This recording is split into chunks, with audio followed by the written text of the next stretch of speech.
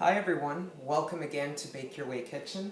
On today's video I'm going to show you how to do a ginger cookie, and this is a great autumn treat. It's great actually all year round, but especially fall and winter seasons, and it's so easy to make. This is actually my favorite ginger cookie, molasses cookie, whatever you want to call it, recipe. It's very easy to put together. It's just a two-bowl deal. You have your dry in one bowl in another, and you mix it together, and then you bake them off. What you're going to need to do first is preheat your oven to 325 degrees Fahrenheit, which is about 165 degrees Celsius. And I'm going to be doing this in a stand mixer today. You could use just use a bowl or whatever, a handheld mixer, spatula, whatever you've got. And so I'm going to start by getting out a spatula, which for some reason every time I always forget to have out.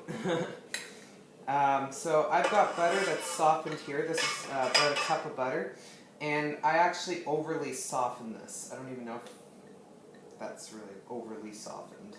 I put it in the microwave a little bit too long because I didn't take mine out in time.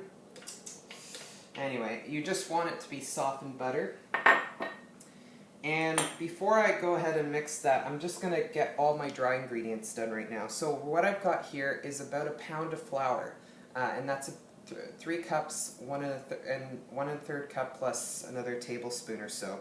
And this is of white flour, so you're going to need a pound. So a lot of flour. And in this little container, I've got the rest of my dry ingredients. There's cinnamon in here, there's ginger, there's all cloves, there's baking soda.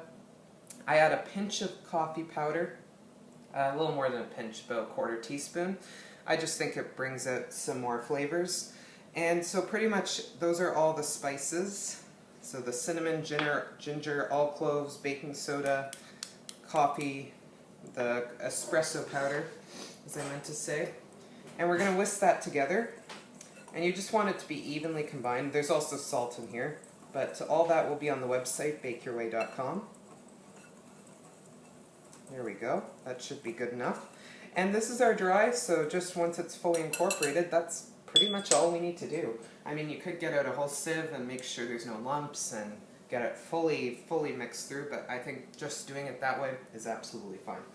So, what I'm going to do now is I'm going to cream the butter just by itself for about a minute before adding in the sugar. So I'll just be back in just a second.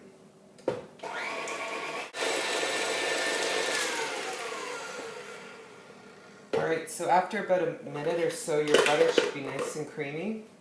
So you can break down the sides, just scrape down the sides, get it back down. It's very creamy now, which is what we want. So now I'm going to add in my brown sugar. You could use white sugar, although I must say with a cookie I always enjoy, with a ginger cookie I like to have use brown sugar because it's got the molasses in it, so I just find it tastes better for this kind of cookie. So now we're going to cream this, the butter and the sugar for an additional 2 minutes. Alright, so my butter and sugar mixture has been going for a while, and it's developed, as you can see, a nice fluffy, very fluffy, light brown color, and that's because of the brown sugar. If you use white sugar, it might not be this brown yet. So, now what we're going to do is beat in our eggs one at a time before adding in our molasses. We're going to need 2 eggs. So I'm going to put this over medium speed and add eggs one at a time.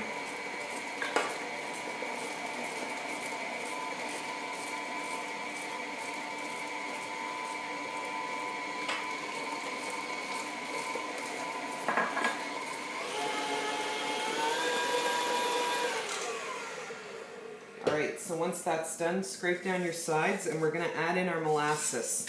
Now, one thing I forgot to do when I was measuring out my molasses was to grease my bowl. Anytime you work with molasses or anything sticky, it's always advisable to spray down whatever your container you're using to measure it, because it's going to make it a lot easier to measure out.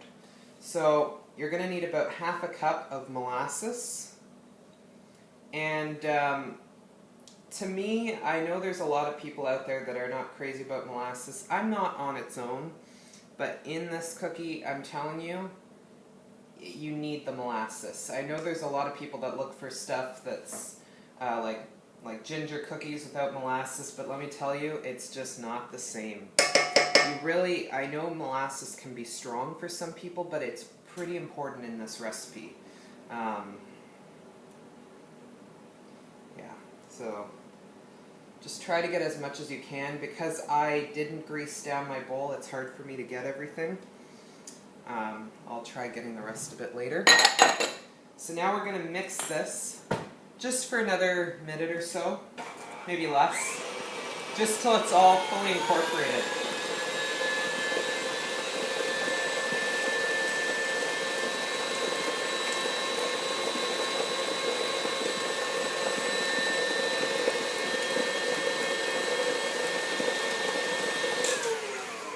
Alright, so now we'll just quickly scrape down our bowl.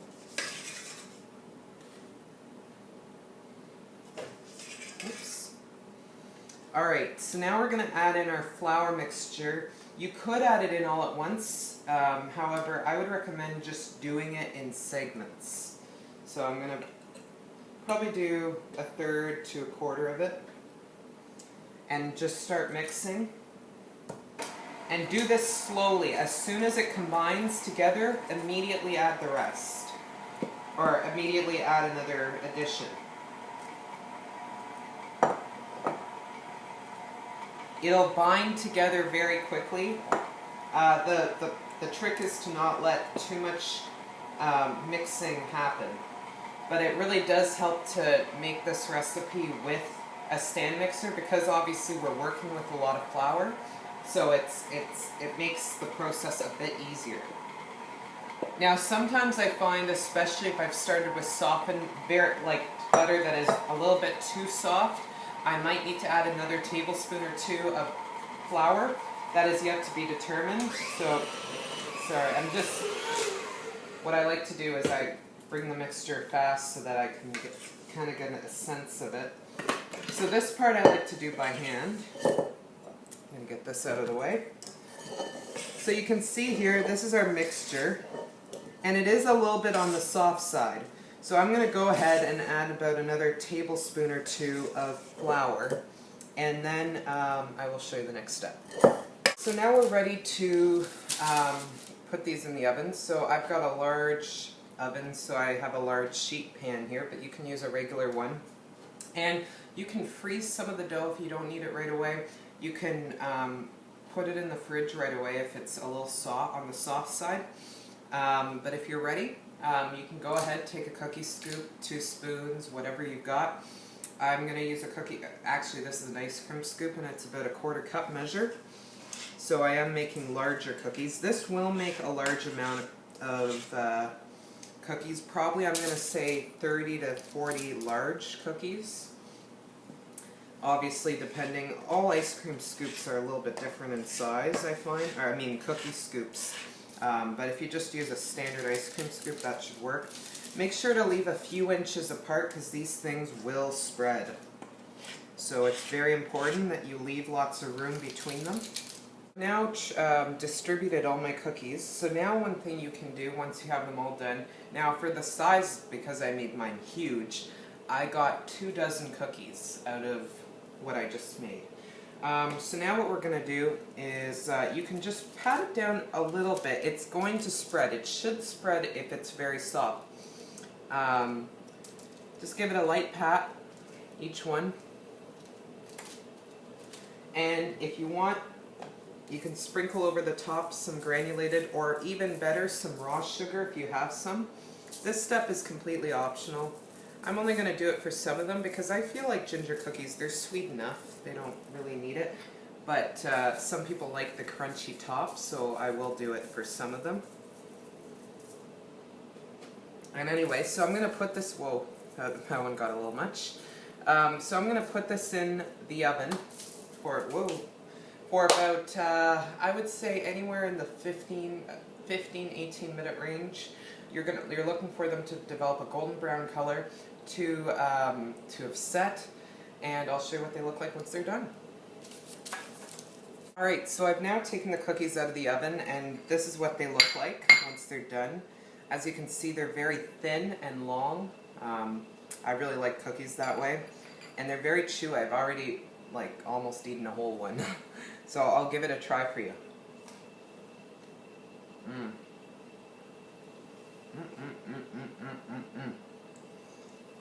I'm telling you, this recipe is so good. You're going to want to make these all the time.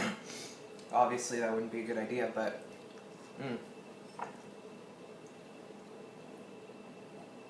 I highly recommend it.